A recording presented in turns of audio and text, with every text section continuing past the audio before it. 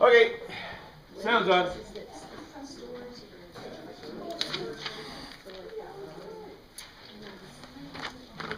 Mark's still on.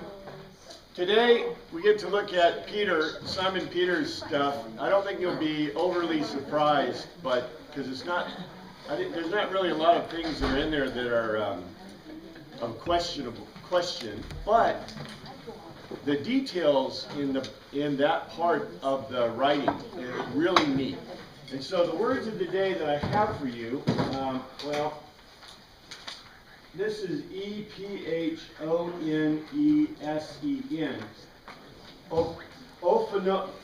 Ophoneosin, which is phoneo. Phoneo, got it right there for you. It's to emit a sound. And this one, Alektor, Alektor, this is a cock crow. The sound of a cock, basically. So, phoneo or ephonesin alektor means the sound of a cock crowing. That's that word, or that set of words that we call cock crow. It's funny in English, well, all languages have it.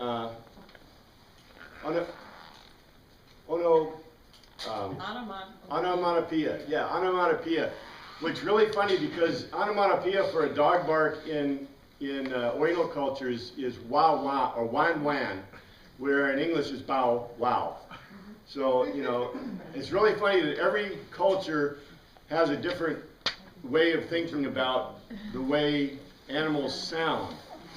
And that should make you think about something, because that means implicitly people are thinking or hearing sounds differently, and they're the same sounds. So anyway, this one is a really interesting word.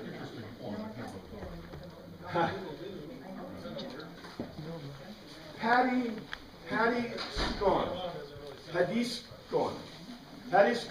Padiska. And by the way, Tammy and I are watching the Star Wars shows again, right? Because, I don't know, it's that time. Because they're awesome.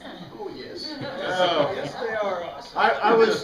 The midichlorians put me off. I think I have a midichlorian, right? Well, yeah, the midichlorians, but I have, you know, I've got the Force. It's all right.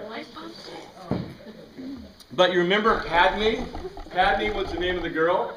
Well, this word, Padiskeon, sounds like Padme. Well, the word means a girl, and it's specifically a female slave or a servant. Well, probably a female slave. But Padme, the name, kind of comes from that.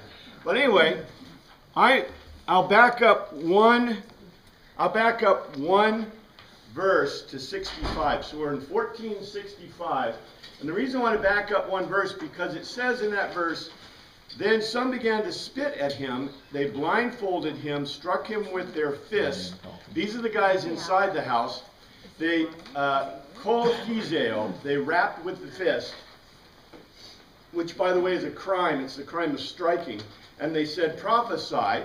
And then the guards, it's not guards, the hupateros, the subordinates from outside who were in the court. Remember, we look and there's the house and then there's the court, the open court. So this is the house, and they have Jesus in the house, and the door, I told you, when the gate is closed, the door is open. So the door of the house is open, and you know, there are openings also in the house. We don't know, you don't know how many. You go look at a Greek house, sometimes they're boarded up, but usually at night they would be open. This time of the year, it's probably chilly, coolish, but still, they got a whole bunch of guys in this house, right? So they're hitting Jesus. They blindfold, they're hitting him, and then it says that the hupateros, the subordinates, that is, the under-priest, took him and slapped him. And so the reason I want to make that point is because where is Jesus right now? He's probably still in the house, and here's the guys here, and now the hupateros have come from the outside where they were warning themselves, right? And this becomes evident. These little details are really important. But the other point that I want to make is, you remember back in chapter 10? In chapter 10, 32, They were in, not on, they were in the Teen Hodos, the way up to Jerusalem, with Jesus leading the way, and the disciples were astonished. They were stupefied, thambeo, while those who followed were afraid. Again he took the 12 aside and told them what was going to happen to him, and this is what he said. In 33, we are going up to Jerusalem, he said, and the Son of Man will be betrayed, perididomai, he will surrender himself to the chief priests and the teachers of the law. They will condemn, judge him to death, the Thantos, and they will hand him over to the Gentiles, And then in 34, who will mock him and spit on him and flog him and kill him. 3 days later he will anastemi, he will rise up. Then James, John, the sons of Zebedee, came to him. Teacher, they said, we want you to do for us whatever we ask. And that starts the whole thing. So do you notice? He's been surrendered. He was condemned to death by the Sanhedrin, and they spit on him and beat him. Now, don't forget this. We'll re-review this when we get later on. But in 66 now, back to chapter 14, while Peter was below in the courtyard, now I think this is important to know, okay? Why is there a pedeskon in the text? Why is there a servant girl suddenly in the courtyard? What's she up to? What's she doing? Going back and forth, telling everybody what there's going on inside. Serving drinks. So good. That's good. Okay. Is it close to dawn or not? Yes. It's close to dawn. It's got to be close to dawn because we know what happens next, right? If you read ahead, you know what happens next. It's got to be close to dawn. So why did she start going then, and what do you think her job is? Get my household open. Start the fire. Exactly. Exactly. She's doing the daily tasks, and the reason she suddenly moved into the courtyard was because she'd probably been awake for an hour, and she was waiting for those hupateris. Right? This is a. Remember this culture, okay? Our women. They may be safe with the hupateris, or maybe not. But, do you think a servant girl is in their culture is going to go wandering out into the courtyard that's full of men? It ain't going to happen. That's not the way the world is, right? This is a servant girl, so she is probably not isolated into the house in the gynoecium of the house, but she's waiting for them to get out of the way because she wants to do her work. And her work is probably lighting the fires. Now, there's already fires lit, right? She's going to light the fires. She's going to open the courtyard. She's going to close the doors, which she can't do yet, right? She's going to take care, if there's any animals there, she's going to take care of that. This is a low kid on the totem pole. So this is important because when the hupateris move out, who's left in front of the fire? Peter. So Peter was below in the courtyard. One of the servant girls, a pedeska, a girl of the high priest, came by in 67. When she saw Peter warming himself, now do you see why she notes him? Why she note him? He's the only one left. He's the last man standing. And everybody else is like, the trial's over. They're slapping Jesus. They're having a good time. This is the fun time, right? I guess. And so he's still sitting there by the fire, commensurating whatever he's doing, and she sees him. She looked closely at him. You were also with that Nazarene, Jesus, she said. She legoed. Now I want to point out a couple of things before we move on.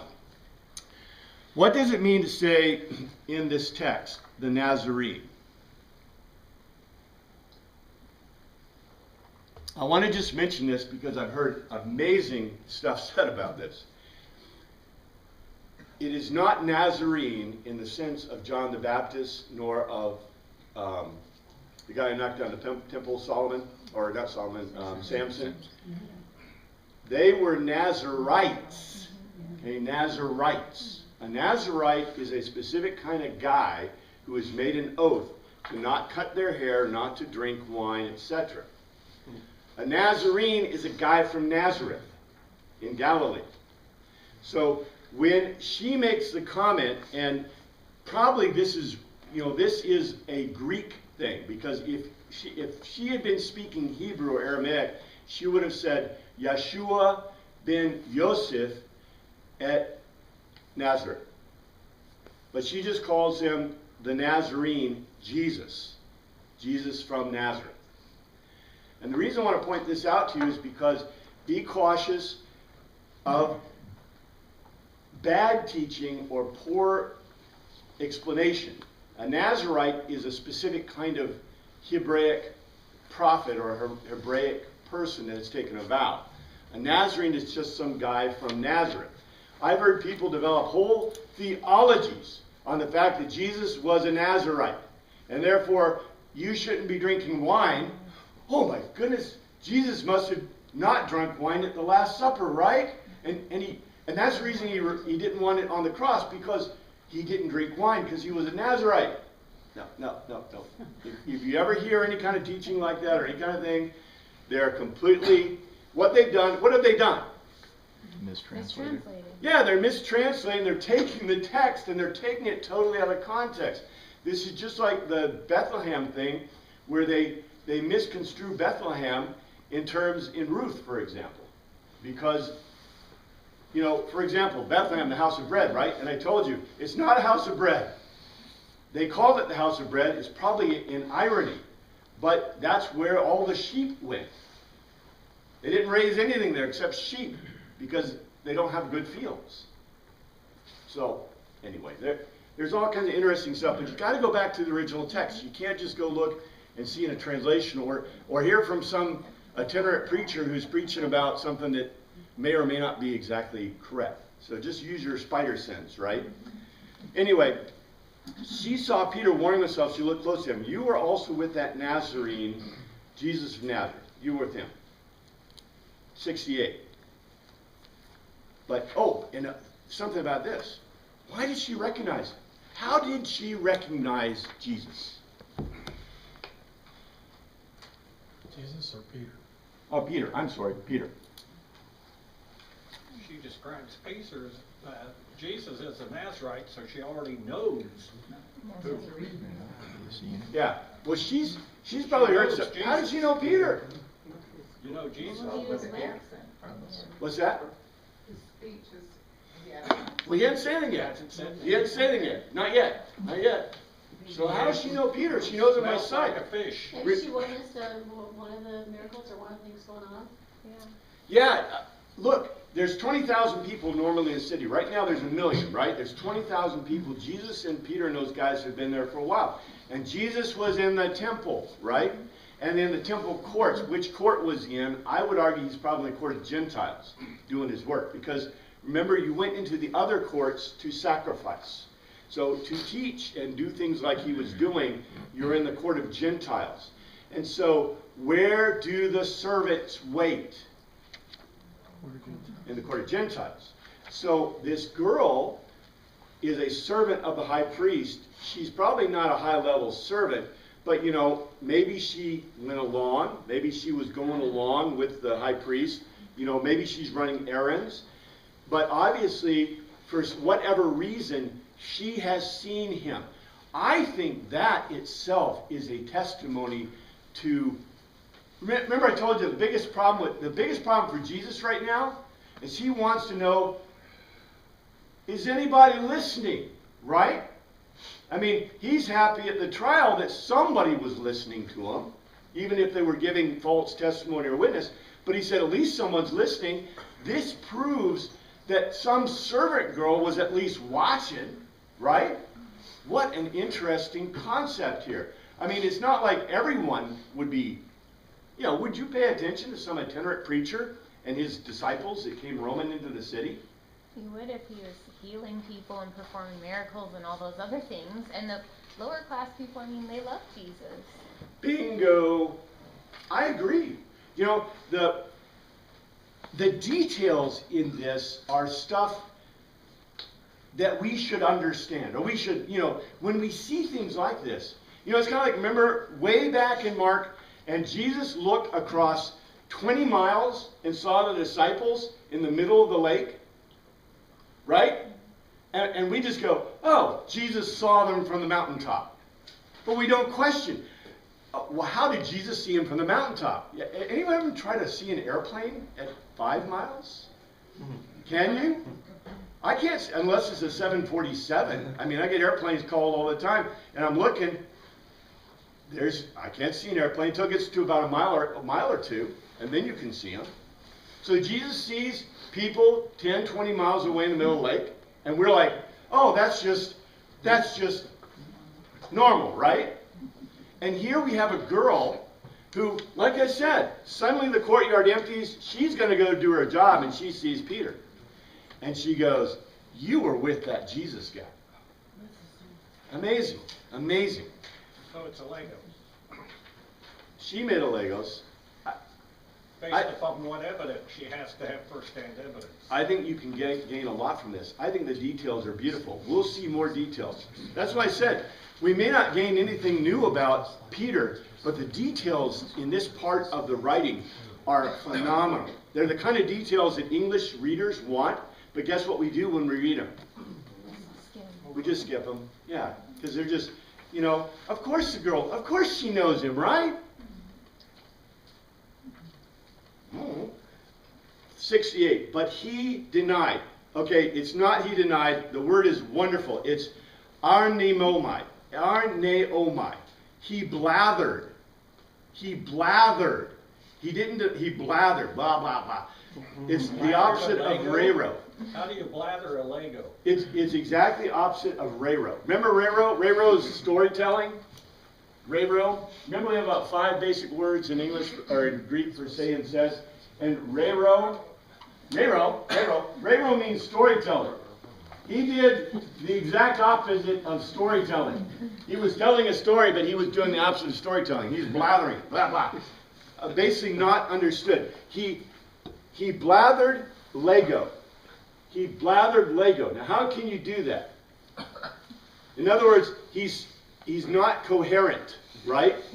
But he's still saying something, trying to say something coherent. And he says, I don't know or understand what you're talking about. He Legoed. And look what he does. He went out into the entryway, literally the forecourt. And it says, Alaketor Pheneo. The cock made a noise. So he goes from here to here. It didn't solve his problem. Because look what happens next. This is really cool stuff. She follows him. Huh? She follows him. Well, she didn't exactly follow him. I do want to mention this. Because it says that he blathered and Legoed means that, was this an accident? No. It was a conscious thought that he denied or he blathered. He said, well, the words he said. The words he said are the important part. Not that he denied. I mean, I love it how they fix it for us in the English so we know that he denied, but then they tell him the words that he denied. I don't know or understand what you're talking about. That's pretty much a denial, I would say. In any case, in 69, when the servant girl saw him there. Now, why did the servant girl go to the gate? She's doing her job. Okay? Now, what is so important about her opening the gate? The question is, who's outside the gate? Remember, the guys in here are the priests, the Sanhedrin, and I told you the subordinates, hupateros, not the guards. The hupateros are in the forecourt, or in the court. And the hupateros moved to the doorway, right, and into the house. Who's outside of the court? And the doors are shut on them, right? Their disciples? These are the guards. These are the servants. These are the people they didn't allow in to the courtyard. So they're the folks, and they're chattering. I mean, they're freezing, right? They're cold because that's when they had fires. There's no fires out in the street. They're in the street, and they're waiting for the head and the hupateros. That's what their job is.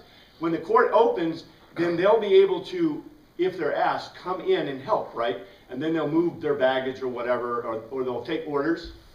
I mean, these guys are hungry, right? And the high priest can't be expected to feed them all, so they'll be taking orders for Subway. That's the way it works. You say, hey, you, go get me some Subway. You know, go get me some coffee, right? That's the way it works. There's no coffee yet, just so you know. The servant girl saw him there, and she legoed again to those standing around. Do you see what she did? She opens the gate. He's standing there inside. The slaves, the servants, the guards, those people under the hupateres, under the subordinates, are all outside the gate. And she's like, you still here? You know, right? Right? And says, this fellow is one of them. Now, you know, we've moved. This needs to be really clear, because these guys are the upper crust, right? The hupateres are the next level. They're the managers. Yes, sir. Why is it important for her to point him out? Does she think she'll get some benefit with the priests and people that are there? Fulfill the prophecy. I think that's a really neat. I think that's really neat, because what is her motivation? You know, Anne said maybe she had seen the miracles and she's looking. I mean, okay, all right. If she's looking and Peter's one of the disciples and Peter was there with him and she says, you're one of them, what would be, if Peter said, yes, I am, what's the next question she would ask? Show me a miracle. Tell me about it. He might be able to show her a miracle, but he'd say, tell me about it. I want to know, right? I mean, what's her motivation, right? I kind of get that feeling that she would have, okay. For a servant girl to approach a lone man in the courtyard, right, and say, you were with Jesus of Nazareth. What's she looking for? An opening. She wants to ask the question. She wants to know. And guess what Jesus said to them? You know, what is your job? Well, he'll tell them later, right? But the big deal is, he had sent them out to talk about him and what, you know, the son of David, the son of, right? So Peter's job was to say, yeah, I'm Peter, I was with Jesus. And her next question would be, well, tell me about Jesus. And he goes, I didn't know the guy. I didn't know what you're talking about. And she goes, what? So she has another opportunity. She opens the gate. He's still there. And she goes to those, don't you do this? I mean, what is she trying to get from Peter? His confession means nothing to her. She has no power over him. The confession he might make means nothing really to them. There's maybe servants of the high priest. These may be the guys that actually went to get Jesus, right? With the little knives and the little sticks, zulans, right? And so these guys, maybe he's afraid of them. Maybe she's threatening him. But why would she threaten him? I think she wants to know something about Jesus. I think she's trying to figure out about Jesus. Yes, ma'am. I think she knows something. She's sure of it, so she wants to tell him. Just like the woman that calls her son when he's in big trouble, and that's what mothers do. They call at the wrong time. And if a woman knows something, she's going to tell it. There you go. Okay. Well, I'll go for that too, you know, as long as it comes from your mouth and not mine, you know. I just think, you know, think about this. Think about this culturally. Mark, you know, look, in Mark's culture, now I think this is also a testimony to Christianity. Because in Christianity, we already have the anointing by the woman of Jesus, right? That was a huge telic high point of everything about Jesus, right? And then we had the telic thing with the high priest. So other people are involved. And now we have a servant girl. A servant girl who is obviously searching for something, who is pulling on Peter's heartstrings, or at least tugging on his mental strings, right? How cultural is this? Well, you had said before, Jesus' biggest fear was that his disciples wouldn't carry on the ministry. And this is an example of him having an opportunity, if she wants to know about Jesus, Mm-hmm. that he's not carrying on the ministry. So he's actually proving or living up to Jesus' greatest fear. Yeah. Well, I see your explanation as being plausible. Uh-huh. I have always thought that her motivation may have been self-serving, that she saw this as an opportunity to be recognized by her boss or superior as bringing information that was of value, that here was a prime candidate that could be further interrogated or whatever. So I see your explanation as being plausible, but I think it could be a stretch. Okay, I'll give you that. No, I don't disagree with that. I'm just trying to point out the other point, and I think it's really a good thing to think about. The girl, okay, who was a better disciple, Peter or the girl? Right now, the girl. Yeah, because the answer to the question of Jesus' question is, was anybody listening to me? And the girl was listening to him, right? She was watching. So whatever her motivation, whether it was to capture Peter, right? Now notice, they didn't capture any of the disciples, right? They split. They ran away. Yeah. They ran off. Yeah. Would they have captured them? I mean, it's not like they were being charged with anything, so. But couldn't they have been a witness to some But of would these they have- charges if they Would brought they have them? been called as a witness? I just don't know, I don't know how it works. They tried to capture We the have guy an we think agenda might be to Mark. Yeah, they tried to capture a guy. They tried to catch a guy. He just didn't run fast enough. You know? Yeah, but you know, just I cannot answer all the questions, and I don't really want to. What I want to do is I want to throw out potentials based on what we see in the Greek. Yeah. I think Peter's greatest fear is that he wants to know what's going on with Jesus, but he's also afraid somebody's going to recognize him. I agree. And he's going to be in trouble at that point. So, hence, he was prepared with the denial the minute she asked the question. I don't disagree with you, but I'll point this out. I think Peter did not think anyone would recognize him.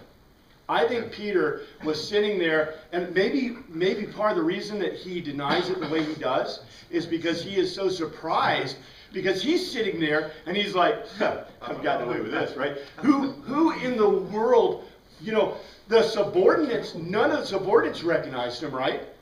None of the Sanhedrin recognized him. Who recognized him? A little servant girl whose job it is to go out and open the courtyard. For goodness sakes. I mean, isn't that the last person you would expect to recognize him? I mean, think about it, right? This little girl going out to open up the gates, and she sees Peter and says, I know who you are. You're with that Jesus guy, right? So, yeah, all I want to do is I want to point out, because to me what's really interesting and exciting is the motion and the words that the Greeks show us. And then Mark isn't going to tell us the conclusion, right? We have to think of the conclusion ourselves based on the evidence. And I wish that, for example, we had somebody that came back from Greece in that century, because if we asked them, they would probably be able to tell us exactly, right? Because they would culturally be aware of exactly what was going on. So, I don't know. But Lionel, isn't the purpose of the story, regardless of the motivation of the girl, or regardless of the motivation of Peter, is a fulfillment that Jesus said, you will deny me 3 times before the cock crows? No. First of all, it's not a story. It's history. It's a historical record. And number 2, it's a telic. It is a logos to tell us. The purpose in Mark is not to fulfill a prophecy. The purpose of Mark is not to relate an event to us. The purpose in Mark is to give us a logos to telos. The logos to telos, the specific logos that right now is on the table is Jesus is concerned that who listen and what are my disciples going to do. And just one of the aspects was Peter was going to deny him. And so this is not a good story. The horror of this story is that the Peter would have been the guy who should have been right in there, right? And instead he is going to deny him 3 times. Actually blather 3 times. Or, you know, the miracle in this is the servant girl. Because even if Peter forgot Jesus and left and did a Jonah act, right, and never came back, then the servant girl is the hope. She becomes the hope. Peter cut off the ear and was rebuked for Christ when he was trying to defend him. Not in Mark. Okay? So, because Mark didn't report it, it didn't happen? No, it just wasn't important to the telos, and it wasn't important who did it. So in Mark's view, for example, the most important thing to Mark at this point, like I said, it's not about the events. It's not English. In English, we are concerned with every little event and thing that happens. In the Greek, what's important is the logos to telos. And so therefore, that's why Jesus was commensurating. He wasn't worried about dying on the cross. He wasn't trying to have God take away his cup. That's not anything in the Greek of what Jesus was worried about. Jesus' greatest worry is that he's been with these guys for 3 years or so, and they will leave him. They will stop doing what they're supposed to do. And if that happens, what happens to his sacrifice? It's meaningless. It's meaningless if the message does not go forth. Period. So, could you imagine? God could have come down from the heavens, died on a cross, been resurrected, and no one hears about it. I mean, that literally was a possibility in humankind. The greatest salvation gift is not necessarily, I'm not taking away from God's gift of salvation. The greatest gift of salvation is the fact that somebody listened and passed it on. Right? Because if they didn't, there's no hope for humankind at all, right? And don't tell me it's God's plan, because God has lots of great plans. You know, there's the 3 wills of God, right? There is the will of God. The will of God, what is the big will of God? That all would be saved. That all would be saved. But is he going to get that? No. No, he doesn't get that. So God also has a will. It's the will of what he has allowed to occur, right? And he'll get that because that's badness, right? The little will of God is he allows all of us to do nasty and bad things, right? But he doesn't want that to happen, but it happens. And then there is the will of God that I don't know exactly how to express it, maybe in boldface. There's the will of God of that which will happen. And you know what? God ain't going to get his big W will. Because of us. So literally it could have happened that the disciples totally denied and jumped the gun, and that was the end of everything. But they didn't. Mark does have the event of cutting off the ear. Uh-huh. He just does not identify it as being Peter. And it's not healed. Yes. Yeah, we mentioned that back a couple of weeks ago. So it's in there. But I think the point is, remember, it's not English, it's Greek. And so if you study the gospel within a sense of a gospel, that's why, okay, the guys that got in real trouble, is there a Q? Has anyone seen Q? There's no Q, people. Q is Kola. Tübingen School. Is it Tübingen School time? Talk a little about Tübingen School. Q, the Tübingen School guys, because of the early invention of archaeology, the Tübingen School is about the 1820s. And during the Tübingen School is the Age of Enlightenment. And so the Tübingen School, there was huge things happening. Unfortunately, they were Lutheran. They're probably all in HE double toothpicks. But the Tübingen School, because of the invention of archaeology, they did not have a lot of archaeological evidence for many of the things in the Old and New Testament. And so the Tübingen School said, therefore, it doesn't matter. The historicity that has always been assumed by the Catholic Church and the Lutheran Church and by everyone in natural theology, therefore it doesn't need to exist. In other words, the fact that Jesus literally was here, died on a cross, and was resurrected physically, does not matter in the Tübingen School's concept of the world. So that is called Tübingen School theology. It is the theology that permeates our church. Not just Lutherans, Catholics, Baptists, Methodists, Presbyterians. Remember the big split between the ELCA and Ussens? That was because of Tübingen School concepts. See that you have the internal and the external of a document. This is an internal evaluation of the document. Well, it's an evaluation of the document that says the document doesn't matter. What matters is what I believe or think. It doesn't matter. Look, God exists whether you believe or not. Jesus died. Jesus came to earth, died, was resurrected, whether you believe or not. Julius Caesar lived on earth, died, and died, whether you believe or not. Abraham Lincoln lived and died, whether you believe or not. You see what I'm saying? Tübingen School said it doesn't matter whether it happened. What matters is if you believe.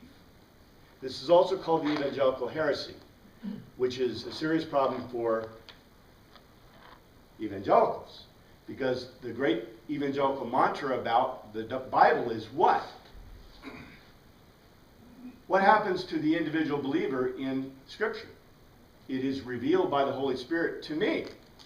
Well, how can the Holy Spirit reveal something to me that's different than to you about the Scripture? You see what I'm saying? About the Bible. If that's true, then what you think and what I think are different things. And that's why we have these problems right now, today. Is because people have these... And see, I don't even come from a belief standpoint. I tell you, this is what it says. And what it says, then we make a little conjecture about other things. Like, what was the motivation of the girl? And I have a question about that. That may be a tangent. Is there anywhere in the Greek that we could ascertain her motivation from the language they used in what, how she was pointing out Peter? Is there any context or connotation from the language that we can get? Is she pointing them out in an accusatory type manner, like go get them? See, this does the language give us any hints? I think it does, but the problem is, like I said, if we had a Greek person from that period that was standing in the room with us, they would answer that question perfectly for us. It would be a no-brainer for somebody from the cultural context. Right. But because, we lack that. Because right now we're guessing the best we can about the thing. Now, I would argue that, for example, she says in 69, when the servant girl saw him there, she legoed again to those standing around. She didn't just say, she didn't epo, she didn't rero, she didn't lelo, she legoed. She legoed. So immediately we know she made a reasoned response to them.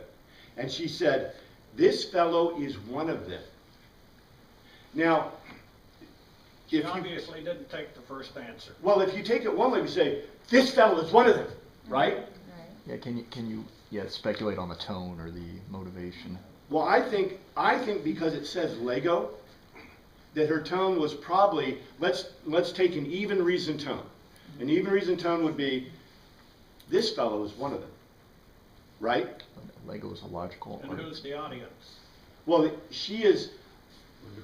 says to those standing around, so those that were outside the gate, she opened the gate, and so now there's the servants of the high priest and Hupateris that are there. But there's nothing to suggest that she opened the gate. No. In any text whatsoever. No, but we know I can guarantee you culturally she opened the gate. If you wish.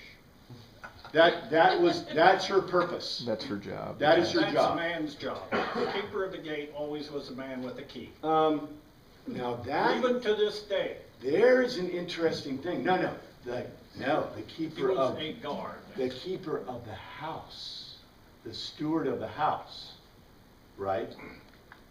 And by the way, there's no keys. You know. Now also, all Church right. of the Holy Sepulchre has a key. Here is another frame of reference.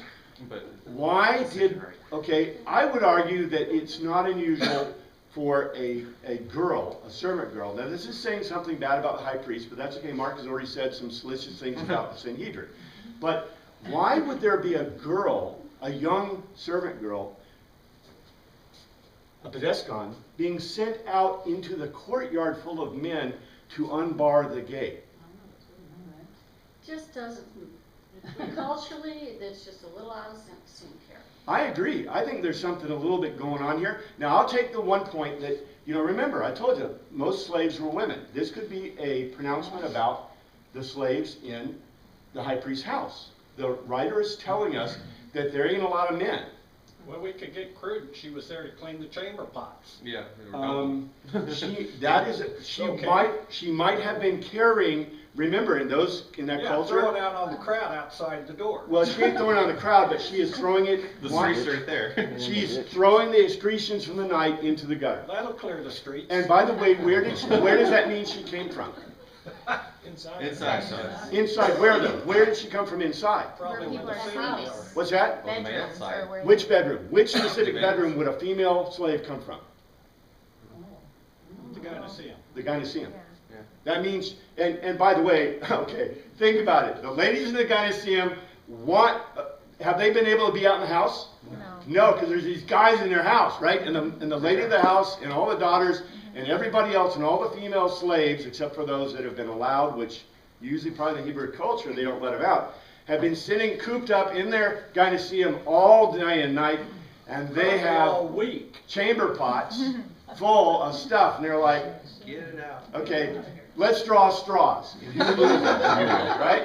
So, it could be, and it could be a punishment to her. I mean, it could literally be a punishment to her. Now, that brings us back to the question. None of it's relevant. Well, why would she be punished? Relevant within the context of Mark. The answer is the same as, why does she know Peter? Because it means that she's been saying something. She's been hanging and saying, she's the one, okay. Now think about this. Remember, the women in the gynoeceum they don't go out very often, right? And when they go out with males and, male slaves or male members of the household. So guess who's bringing them information from the streets? The servants. The worldly servants. The servant girl, the ones that are allowed out in the street. This girl has obviously seen Peter. She's obviously seen Jesus, right? Jesus says he's been in the court, up in the, Well, all the time. Why do you come for me here when I'm always back there in the courthouse yards? I'm just saying, it's just kind of interesting that here we have, and like I said, if we could have that guy or girl, if the servant girl would come here and tell us, we'd know exactly what her motivation was. Or we could time travel. What's that? Or we could time travel, which is one of my solutions. But, the fun. It's simple curiosity. Everybody's curious of what's going on around them. Well, I'm just saying, when we look at the culture, do you see how we've come from this? We came from just some dumb servant girl who happens to see Peter to beginning to peel away the onion of the culture. This isn't our culture. This is very different than what we're used to. However, it's really good that we have the imagination and the ability to begin to fit things together. Because I think there's a lot more to the story. As a matter of fact, remember the guy who almost lost his sit-on, or lost his sit-on and ran naked? Sure. Right? And you say, why would Mark mention that person? Rather personal response, possibly. Well, ask yourself this question. Why would he mention a servant girl? How much you want to bet that this servant girl played a part in the early church later on, and the reason she's mentioned specifically is not only because she had an interaction with Peter, but because later people who read or had Mark read to them recognized her in the First-hand context information. of what happened. She was there firsthand, and there's very few of those. Well, we've lost a lot of the we've lost a lot of the tie-ins to the accounts, because in that period the people still lived who heard these documents read, right? But today we don't have them around. This has become kind of like the cameo appearance, right? So who knows whether this person is mentioned even later someplace within the context of the writing. We don't know. They don't mention it. They don't mention servants. We don't even know the name of the lady who shall be memorialized forever. That's what it says in Mark. That everywhere the gospel is said, that woman who anointed Christ should be memorialized. I don't see our statue to her. I don't see our memorial to her. But yet that's what Jesus said. Marriage in Canaan, we don't even Just know say it. who the bride and the groom are. Well, do I care? But that's right there. The servant girl is on there. And 70, again he denied it. After a little while, those standing near said, they legoed. After a little while, those near legoed to Peter. Legoed to Peter.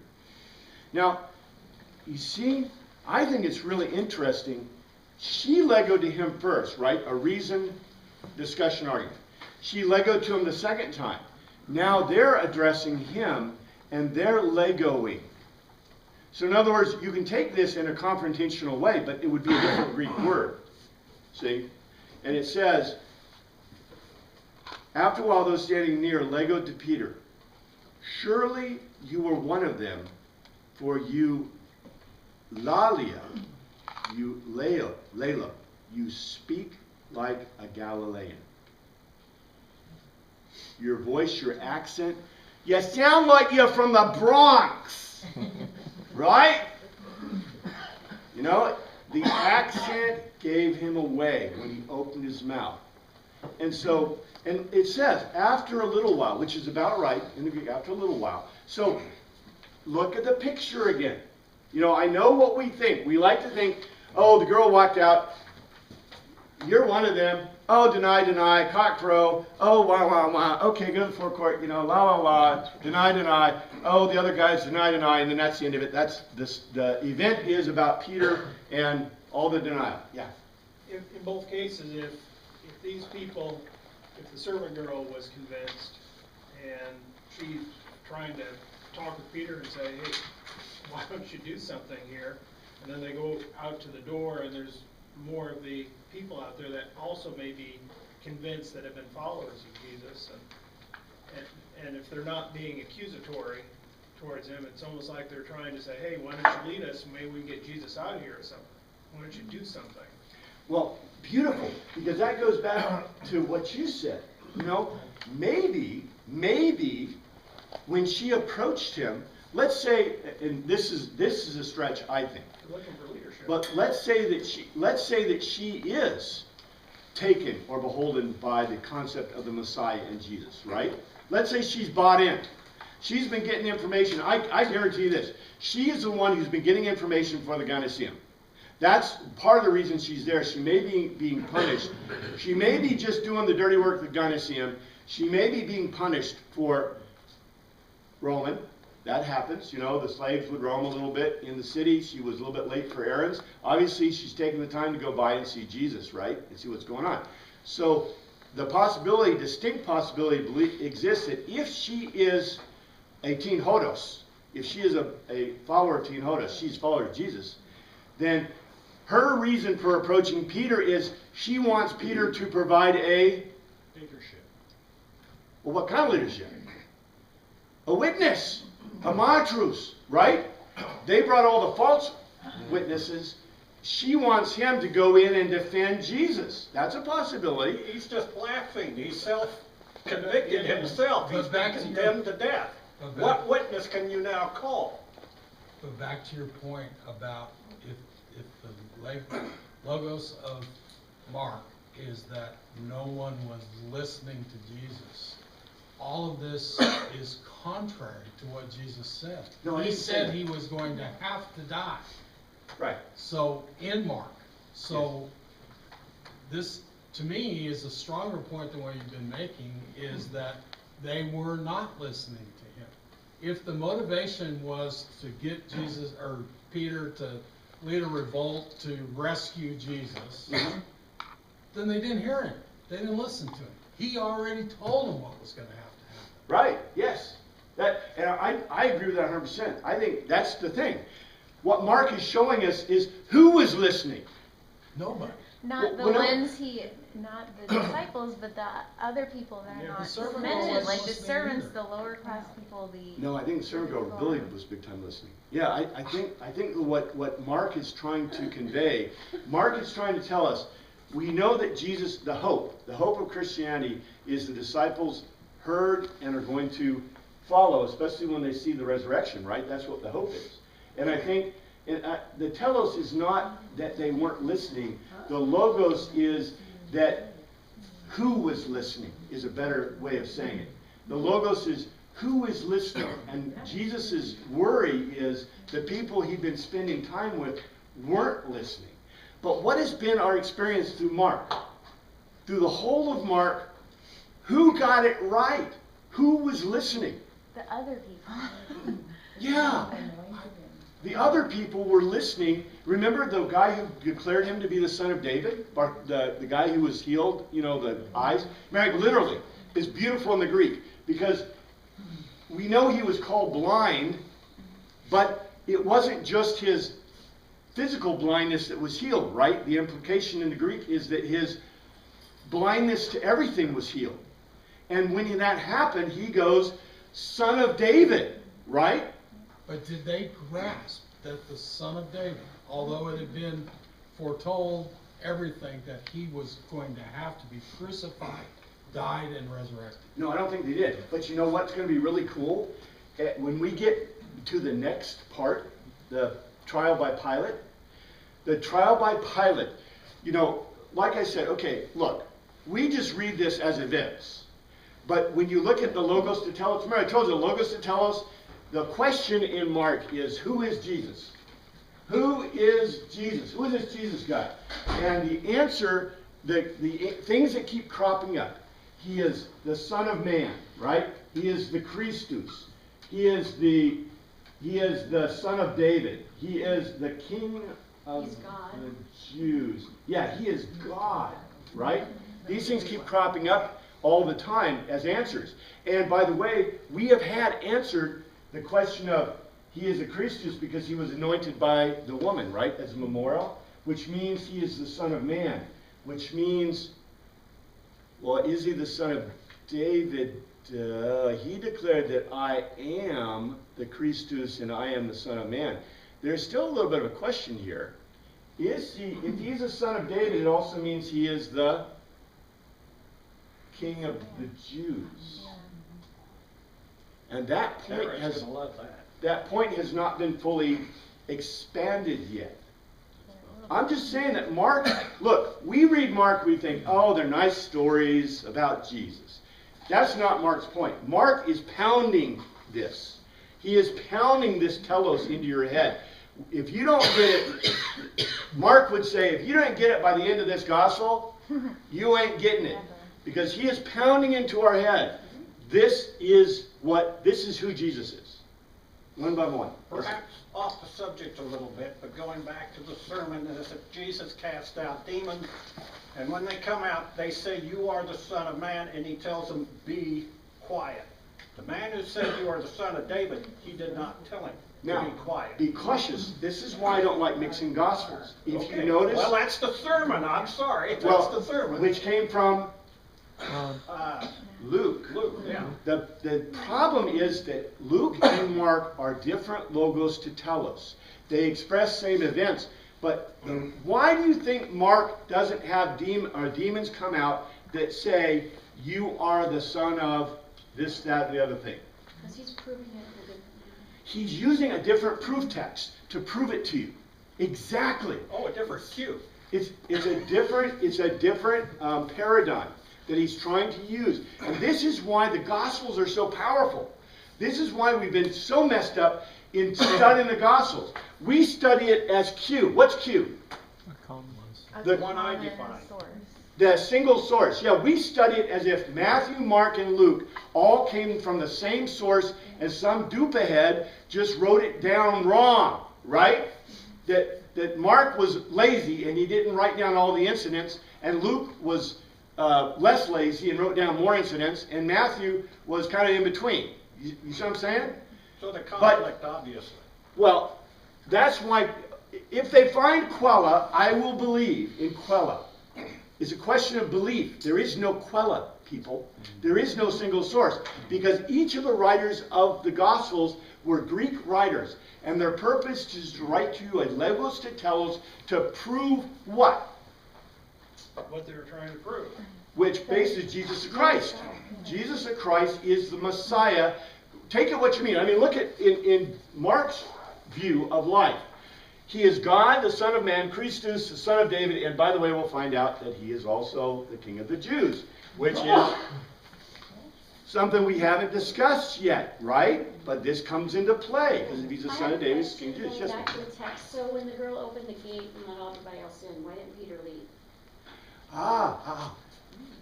Now that is a beautiful question. I think there are a I lot would have of, left.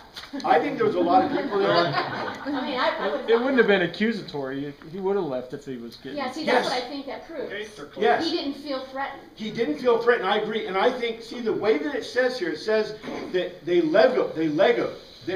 are doing a reasoned thing. So the girl didn't go up to him when he's singing to the fire and say, you're one of them, right?